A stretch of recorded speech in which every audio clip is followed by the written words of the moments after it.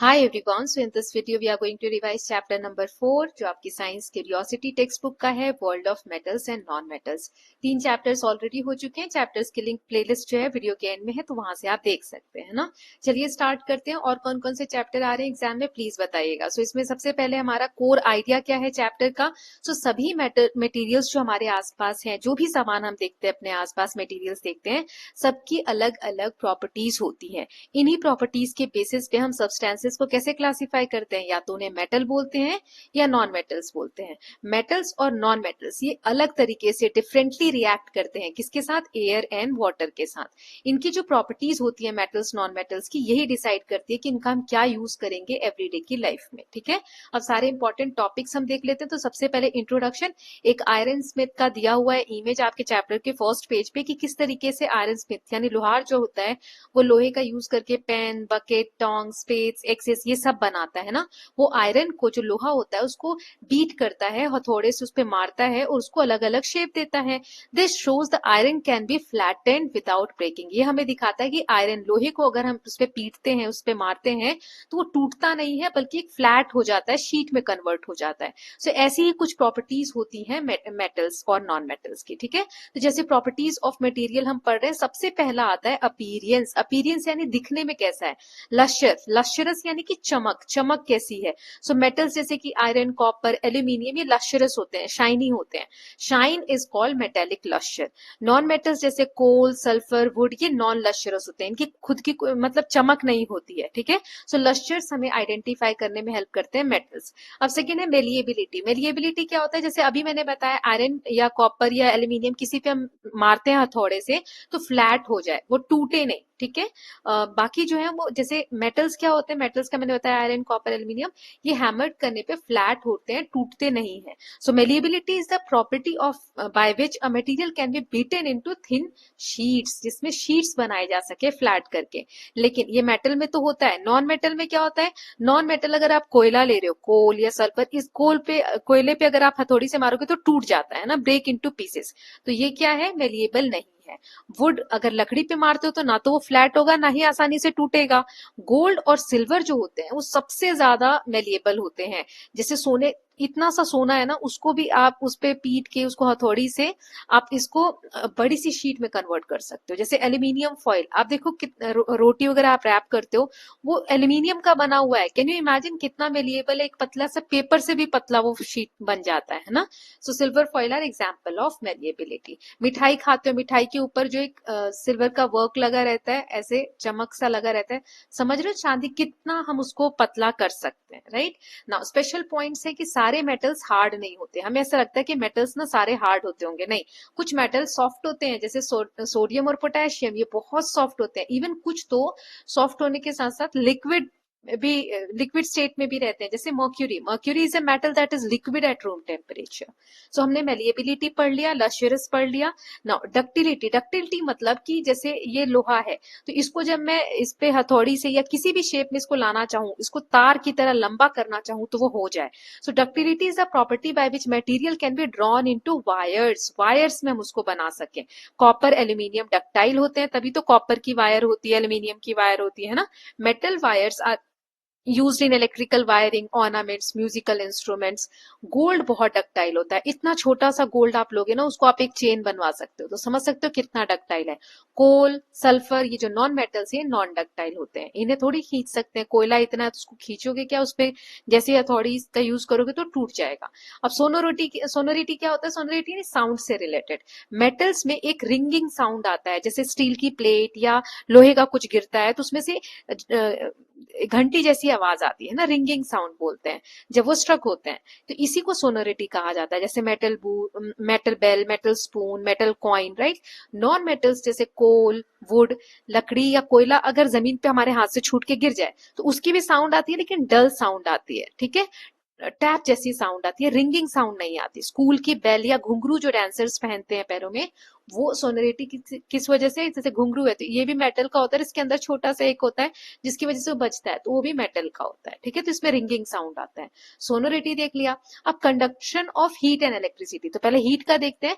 Metals जो होते हैं वो अपने से हीट को ट्रांसफर होने देते हैं। So metals allow heat to pass through them easily. Wood जो कि नॉन मेटल है वो पुअर कंडक्टर है हीट का। जैसे बर्तन आप पानी गर्म करने के लिए ले रहे हो तो मेटल का लोगे, क्यों? क्योंकि जल्दी हीट यानी कि आग से के संपर्क में आएगा और जल्दी गर्म कर देगा पानी। लेकिन अगर इस बर्तन को उतारना है तो यहाँ पे हैंडल हम किसका लेंगे? प्लास्टिक का या किसका? वुड का। क्यों? ताकि ये जल्दी गर्म ना हो। क्यों? क्योंकि ये पुअर कंडक्टर ऑफ हीट है ना। ये जल्दी गर्म होना चाहिए, ये गर्म नहीं होना चाहिए, यहाँ से हमें पकड़ना है तो जले नहीं हाथ, इसलिए हैंडल्स जो होते हैं वो वुड या प्लास्टिक के होते हैं। Okay, metals vessels are used for cooking, ये मैंने बता दिया आपको। ऐसे ही इलेक्ट्रिसिटी में जैसे कि जो मेटल होते हैं कॉपर, आयरन, एल्यूमिनियम, ये इलेक्ट्रिसिटी को पास होने देते हैं। These are good conductors of electricity. Materials like rubber, plastic, wood, glass do not allow electricity to पास।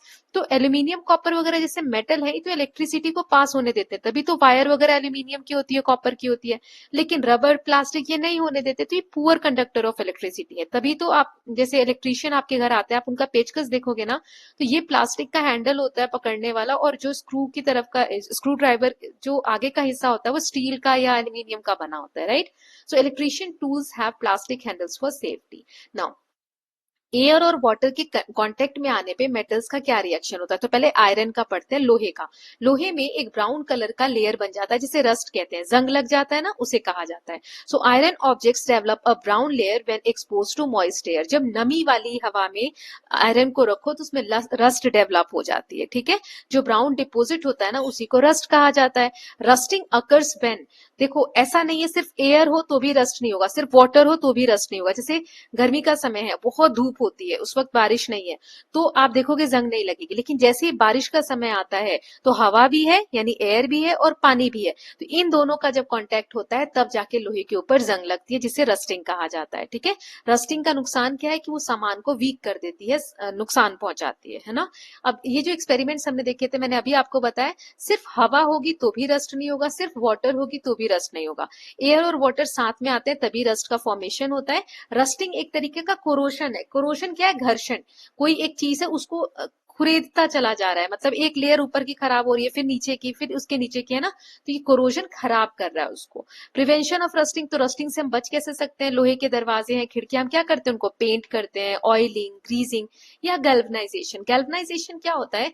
जैसे लोहे की कोई रॉड है, इसे मुझे बचाना है, तो इसके ऊपर ना मैं प्लेटिंग करवा दूंगी, एक दूसरी लेयर कोट करवा दूंगी आयरन की, आयरन के ऊपर जिंक की, ठीक है। तो जिंक की वजह से फिर वो आयरन नीचे रह जाएगा, ऊपर जिंक की लेयर आ जाएगी, तो उस पे भी रस्ट नहीं लगेगा, ठीक। नाउ अब फैसिनेटिंग एक फैक्ट दिया हुआ था कि दिल्ली का जो आयरन पिलर है वो 1600 साल पुराना है, फिर भी उसमें अभी तक कोई जंग नहीं लगी हुई है, ठीक है। ये हमें बताता है कि हमारा जो प्राचीन भारत है उस समय हमारे मेटलर्जिकल डेवलपमेंट्स जो थे कितने एडवांस थे। नाउ ये हमने आयरन के ऊपर देखा कि एयर और वाटर का क्या इफेक्ट होता है, राइट, कैसे जंग लगती है दोनों कॉन्टेक्ट में आते। तो बाकी के मेटल्स के साथ क्या होता है, तो चलिए देखते हैं। पहला है मैग्नीशियम। मैग्नीशियम को जब आप एयर के कांटेक्ट में लाते हो तो व्हाइट फ्लेम के साथ वो बर्न होने लग जाता है, जो कि क्या बनाता है? Magnesium oxide. अब यहां देखना, मेटल्स के जो ऑक्साइड्स होते हैं, मेटल्स के जो ऑक्साइड्स होते हैं वो कैसे होते हैं?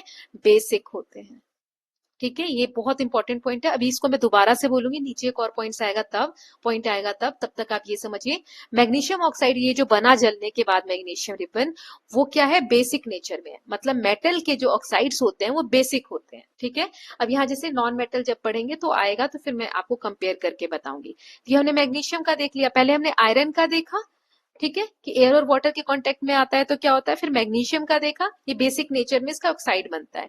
सोडियम का अगर हम देखें तो सोडियम ना एयर और वाटर के कांटेक्ट में आते ही रिएक्ट करने लग जाता है, इसीलिए इसको केरोसिन में हम स्टोर करके रखते हैं ताकि एयर और मॉइस्चर से बचा रहे। Okay, now substances that behave differently from metals. Metal से कुछ अलग सब्सटेंसेस होते हैं जो अलग बिहेव करते हैं, जैसे सल्फर जब बर्न होता है in air to form sulphur oxide, sulphur dioxide dissolve in water to form acidic solution.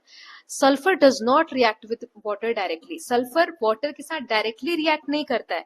Sulphur dioxide जब वाटर में डिसॉल्व होता है तो एसिडिक सॉल्यूशन बनता है। ओके, सो नॉन मेटल की अगर हम कुछ खासियत बोले तो नॉन मेटल्स डल होते हैं, सॉफ्ट होते हैं, ब्रिटल यानी टूट जाते हैं, नॉन मेलिएबल, ये एक साथ लिखेंगे, नॉन मेलिएबल उनको हम शीट में कन्वर्ट नहीं कर सकते, नॉन डक्टाइल उन्हें हम वायर में कन्वर्ट नहीं कर सकते, नॉन सोनरस उनमें कोई साउंड नहीं होती है। Okay, and they are poor conductor of heat and electricity. Metals non metals जो है पुअर कंडक्टर ऑफ हीट भी होते हैं और इलेक्ट्रिसिटी भी होते हैं। अब ये लाइन देखो, oxides of non metals are acidic. So यहाँ मैंने आपको बताया मेटल्स के ऑक्साइड कैसे होते हैं, बेसिक, और नॉन मेटल के ऑक्साइड्स कैसे होते हैं, ये आप याद रखना है ना, एमसीक्यू वगैरह में आ जाता है, एसिडिक। ठीक है, एसिडिक नेचर के होते हैं। तो ये हमने देख लिया, ये बर्निंग ऑफ, ये देखो मैग्नीशियम ऑक्साइड किस तरीके से बनता है, ये मैग्नीशियम रिबन को बर्न किया जा रहा है, और इसे टेस्ट करके हम ऑक्साइड का नेचर बता सकते हैं कि किस तरीके का नेचर होता है। ठीक है, ये आप देख सकते हो। नाउ नेक्स्ट देखते हैं एलिमेंट्स। अच्छा, अब metals and non metals are element. अब जैसे हमने बोला कि जो भी सब्सटेंसेस है ना, जो भी मटेरियल है हमारे आसपास, हम उनको बांट सकते हैं मेटल और नॉन मेटल में। तो ये मेटल और नॉन मेटल, मान लो मेटल में लोहा मैंने लिया, आयरन, आयरन आयरन के कणों से मिलकर बना है ना। तो जैसे घर हम बनाते हैं, तो घर बनाते वक्त सबसे शुरुआत की चीज हम क्या लेते हैं, एक ईंट लेते हैं। ऐसी बहुत सी ईंटों से घर बनता है, तो एक ईंट इसका क्या हो गया, बेस हो गया। ठीक है, ऐसे ही आयरन जो इतना बड़ा लोहा है, इसमें एक छोटे छोटे आयरन के कण होंगे, उससे मिलकर ये आयरन बना होगा। तो एक सबसे छोटा कण जिसे हम और ना तोड़ पाए, मतलब वो सबसे छोटी, जैसे ब्रिक है, ब्रिक को तोड़ोगे तो आधी ईंट बनेगी, है ना, उसको भी छोटा छोटा करते जाओगे तो मिट्टी से शुरुआत हो रही है। अब मिट्टी के भी बहुत छोटे छोटे कण करते जाओ, जिसके बाद अब कोई डिवीजन ही ना हो, वो लास्ट यूनिट जो होती है ऐसे ही आयरन की, तो उसे हम कहते हैं एलिमेंट। तो आयरन मेटल्स जो है, जैसे कोई भी हो, आयरन व एल्यूमिनियम हो, वो उसके एलिमेंट से मिलकर बने हैं। ठीक है, ऐसे ही नॉन मेटल के भी एलिमेंट्स होते हैं। तो ऐसे टोटल 118 एलिमेंट्स हमारी जानकारी में अभी हैं। एलिमेंट्स क्या है, बेसिक बिल्डिंग ब्लॉक है मैटर के, किसी भी मैटर के बनने का बिल्डिंग ब्लॉक। जैसे कि बिल्डिंग बनाने में सबसे छोटा ब्लॉक क्या है, ईंट है हमारी, ब्रिक है, ऐसे ही एलिमेंट्स क्या है, एक बिल्डिंग ब्लॉक की तरह काम करते हैं। ठीक है, तो ये बहुत इंपॉर्टेंट था, मैंने आपको बता दिया। नाउ नॉन मेटल्स क्या यूजफुल नहीं है फिर हमारी डेली लाइफ में, नहीं, बहुत यूजफुल है। जैसे ऑक्सीजन की बात करो, ऑक्सीजन नॉन मेटल है, बट हमें सांस लेने के लिए वो चाहिए। कार्बन जो है वो असेंशियल है सभी जीवों के लिए। नाइट्रोजन, क्लोरीन, आयोडीन, ये सारे क्या है, नॉन मेटल है, फिर भी यूजफुल है। नाइट्रोजन से फर्टिलाइजर्स बनते हैं, खाद बनते हैं। क्लोरीन हमें वाटर प्यूरिफिकेशन, पानी साफ करने में काम आता है। आयोडीन जो है उससे एंटीसेप्टिक्स बनते हैं। ठीक है, तो ये सारे यूज है नॉन मेटल्स के। So I hope this chapter is clear to all of you. सारे इंपॉर्टेंट टॉपिक्स इस चैप्टर के हमने रिवाइज कर लिए। इसके क्वेश्चन प्रैक्टिस की जो वीडियो है वो मैं जानकी स्टडी कॉर्नर पे अपलोड कर दूंगी। एंड वन मोर थिंग कि इसका अगर आप लोगों को पीडीएफ नोट्स वगैरह चाहिए बेटा, तो व्हाट्सएप पे कनेक्ट करिए। सैंपल पेपर्स भी आप ले सकते हैं किसी भी एग्जाम के, तो आप उस पे कनेक्ट कर सकते हैं व्हाट्सएप पे। फ्री नहीं है तो अकॉर्डिंगली कनेक्ट करिएगा, जो भी चार्जेस वगैरह होंगे मैं वहां पर आपको बता दूंगी। ठीक है, चलिए मिलते हैं न्यू वीडियो के साथ, न्यू चैप्टर के साथ, chapter number 5। Till then please take care of yourself, keep learning, keep revising, and don't forget to subscribe the channel for more such video. और एक एक कॉमेंट्स भी करिए। Thank you.